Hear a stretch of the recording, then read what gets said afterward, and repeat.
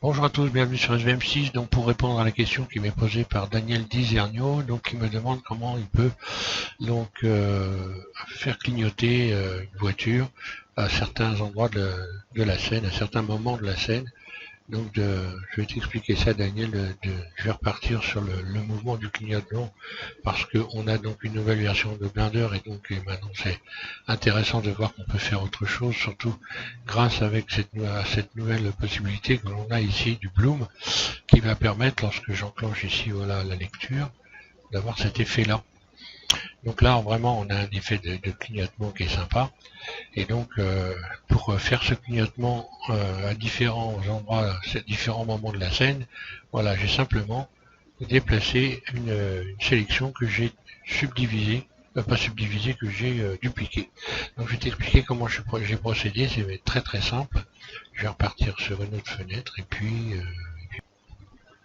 voilà. Donc, je vais rajouter une simple sphère, hein, mèche, sphère. Je vais également l'adoucir. Voilà, lisser. Ok. Ensuite, cette sphère, on va faire en sorte que on lui attribue un matériau. Alors, le matériau, ça va être nouveau. Et là, on va pas mettre BSDF guidé, on va mettre. Alors, on peut mettre BSDF guidé, mais si on veut faire de la lumière, en fait, il faut choisir autre chose. Donc ici, je vais modifier, je vais aller chercher émission. Voilà. Émission. Et c'est à partir de là que je vais modifier les choses. Donc là, la couleur, je la mets ici au rouge. On va partir d'un rouge foncé. Donc d'un rouge foncé, voilà, je mets un rouge foncé. Ok. Alors je vais me mettre maintenant en mode, ou même carrément en mode rendu, comme ça on va bien voir. Alors, soit là pour le monde, je vais mettre du noir carrément, voilà. On voit bien. Ensuite, je vais aller dans Bloom ici. Là. Je rajoute Bloom. Là, je vais mettre à modifier cette valeur. Si, là, je la mets à 0.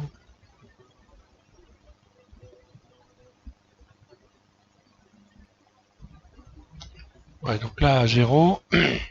Donc là, tu regardes les valeurs. Hein.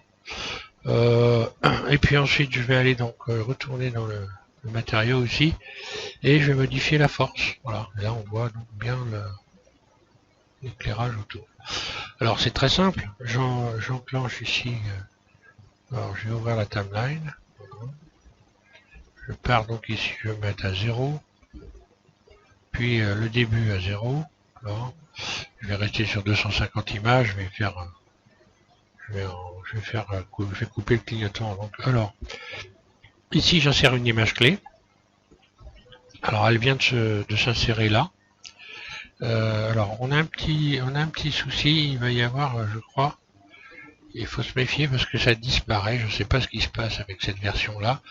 Lorsqu'on engage des images clés, bien, elles finissent par disparaître. Alors après, on peut ouvrir ici ce que je vais faire. Je vais ouvrir ici vertical. Donc un clic droit sur le bord de la fenêtre ici, puis vertical et un clic gauche pour libérer pour ouvrir une nouvelle fenêtre. Ensuite, je vais aller chercher ici l'éditeur de graphes. Là, voilà.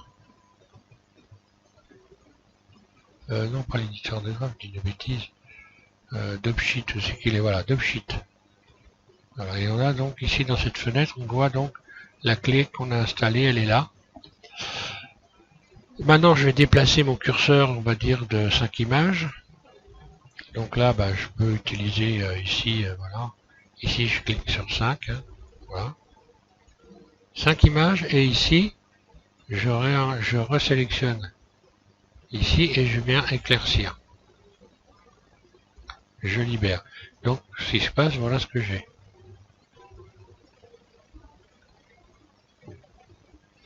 Après, j'ai plus qu'à dupliquer tout simplement les éléments. Donc là, je peux le faire à partir d'ici. Mais bon, je vais le faire à partir de cette fenêtre-là. C'est plus simple. Si j'arrive... Voilà.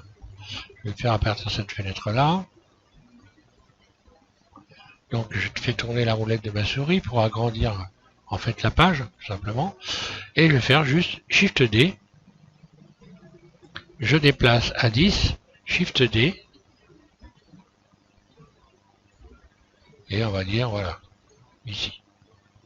OK. Ensuite, si je veux un autre clignotement un peu plus loin, je sélectionne tout, A, puis Shift D, et je vais déplacer, par exemple, à l'image 100. J'ai un autre clignotement. Donc là, ça va se couper. J'enclenche la lecture, on va voir ce que ça donne. Voilà. Donc ce qu'il faut que je fasse, c'est que la dernière image ici, celle-là, là, pour que ça soit plausible, que je modifie ici, donc je mets mon curseur dessus, et ici, il faut que je finisse avec ceci. Et comme j'ai enclenché l'enregistrement ici, ça devrait se passer comme il faut. Donc voilà, je repasse là.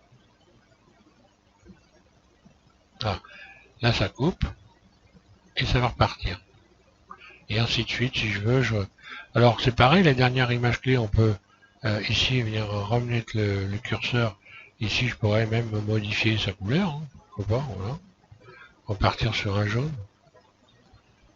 On peut imaginer qu'on a une ampoule rouge et puis un catalogue jaune, voilà. Et voilà, regarde, par là.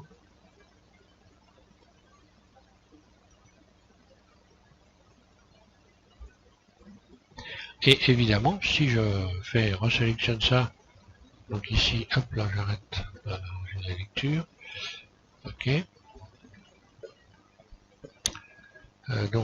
A.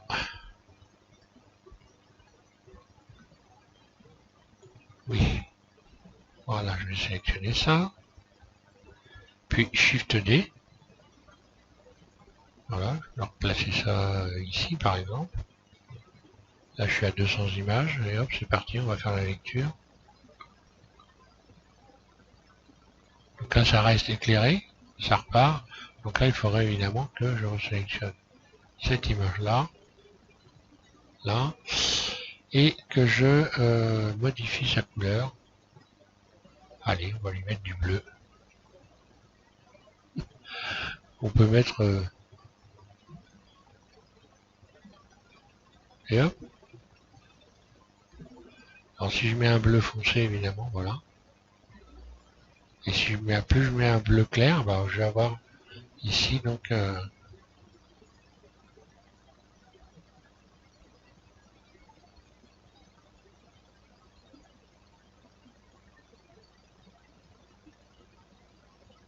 voilà, donc ça offre pas mal de possibilités intéressantes, cette nouvelle version de Blender. Évidemment, là on voit la simplicité avec laquelle on peut faire des petites animations sympas comme ça avec des clignotants, ce qu'on ne faisait pas forcément avec les anciennes versions. Voilà, donc Daniel, j'espère que ça va te éclairer ta lanterne. Et puis donc, merci de suivre SVM6. Et puis à tous, je vous invite à vous amuser à faire des clignotants. Et donc, voilà, je vais repartir sur les chenilles de mon tank pour les prochains tutos. Merci à tous de suivre SVM6 et amusez-vous bien avec Blender.